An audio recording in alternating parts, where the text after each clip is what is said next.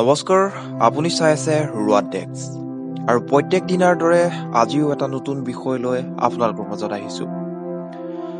গৰমৰ দিনত আপোনাৰ বাৰু আটাইতকৈ কি বেয়া লাগে?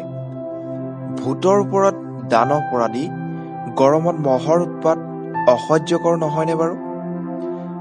পিছে আপুনি জানেনে, মহে কিছুমান লোককহে বেছিকৈ কামোৰে আৰু কিছু লোকক কমকৈ কামোৰে। ইয়াৰ কাৰণ কি বাৰু? আচলতে আমাৰ শৰীৰত লেক্টিক এচিড নামৰ এবিধ এচিড থাকে আৰু এই এচিডে মহক আকৰ্ষণ কৰে। যাৰ শৰীৰৰ পৰা লেক্টিক এচিড বেছিকৈ নিৰ্গত হয় সেইসকলকহে মহে বেছিকৈ কামোৰে। প্ৰায় 30 মিটাৰ দূৰৰ পৰাই মহে এই এচিডৰ কথা গম পায়।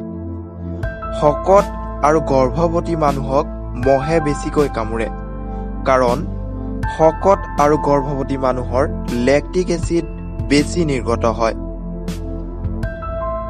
ইয়াৰ পৰৱৰ্তী ভিডিঅ'ত আমি আপোনালোকক জনাম মহে কামোৰা ঠাইডোখৰ কিয় ওখহে। গতিকে চাই থাকিব ৰুৱাট ডেস্ক।